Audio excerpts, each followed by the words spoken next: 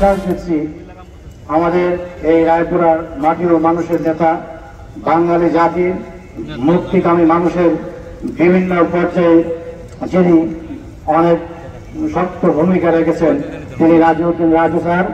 আমি তাকে ব্যক্তিগতভাবে অনেক আগে থেকে চিনি, যদিও তিনি আমাকে চিনেন নাই, হয়তো পরিচয় ছিল না। আজকে এখানে চাকরি করতে এসে স্যার হয়তো আমাকে চিনেছেন। তো আমি আপনাদের সামনে কথা দিয়ে যাচ্ছি যে এই রায়পুরা মাটিতে নিশ্চয়ই এই যে আমি যে কয়েকজন রাজনীতিবিদ দেখেছি, রাজনীতি করা ছেলে ছাত্র দেখেছি বা যুবক দেখেছি, আমি মনে করি এর মধ্যে সুমন একজন অন্যতম ছেলে ছিল। আজকে এখানে জেলার নেতৃবৃন্দ আছেন, বিভিন্ন পর্যায়ে বিভিন্ন অঙ্গ সংগঠনের নেতৃবৃন্দ আছেন, আপামর জনসাধারণ আছেন। সকলের কাছে আমি কথা দিচ্ছি, আমি এই রায়পুরা আইন শৃঙ্খলা বাহিনীর নিয়োজিত হিসাবে আমি আপনাদের যান মাল জীবনের নিরাপত্তা বিধানের দায়িত্ব থেকে আজকে কথা দিয়ে যাচ্ছি যে এই হত্যার বিচার অবশ্যই অতি দ্রুত হবে।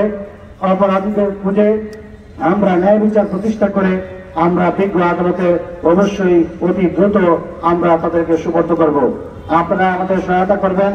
আমি তার আত্মার মাথা বেলাবো, পলাশ, সদর সব জায়গায় সুন্দর এবং সুষ্ঠু একটি পরিবেশে নির্বাচন হয়েছে। এরকম একটি অপ্রত্যাশিত ঘটনা আমাদেরকে খুবই মর্মাহত করেছে।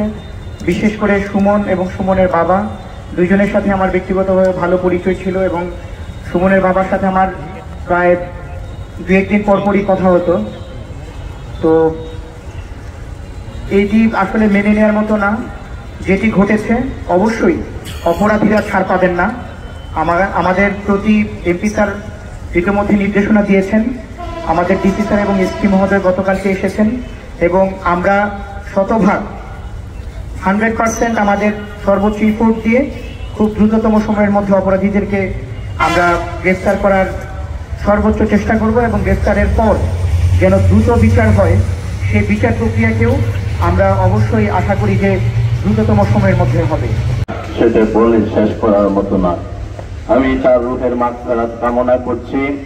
তার পরিবার পরিজনকে যেন আল্লাহ পাক ধৈর্য ধারণ করার তৌফিক দান করেন এই কামনা করছি। সাথে সাথে আমাদের মাঝে যিনি আমাদের আজকের এই জানাজায় উপস্থিত, আমাদের রায়পুরার মাটি ও মানুষের নেতা বললে ভুল হবে, আমি বলবো নরসিংদী জেলার মাটি ও মানুষের নেতা, যিনি বারবার রায়পুরা থেকে নির্বাচিত হয়েছে, সাবেক মন্ত্রী, তিনি আমার প্রধানমন্ত্রীর একদম নিকটতম একজন সংসদ সদস্য হিসাবে তিনি পরিচিত, সেই নেতা আমাদের মাঝে আছে।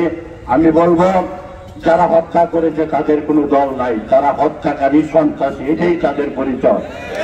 তাদেরকে বিচার করতে হবে, তাদের বিচার ইনশাআল্লাহ হবে। জননেত্রী শেখ হাসিনা ৪৫ বছর পরেও তার পিতার হত্যার বিচারকারীদেরকে বের করে বিচার করেছে। এই বিচার প্রকাশ্যে দিবালোক হয়েছে, তার বিচার ইনশাআল্লাহ আমি মনে করি ৭২ ঘন্টা নয়, আগামী ৪৮ ঘন্টার মধ্যে অপরাধীরা গ্রেফতার হবে এবং তাদেরকে কাঠগড়ায় দাঁড়িয়ে তাদেরকে বিচারের আওতায় আনা হবে এই আশা ব্যক্ত করে আমি আমার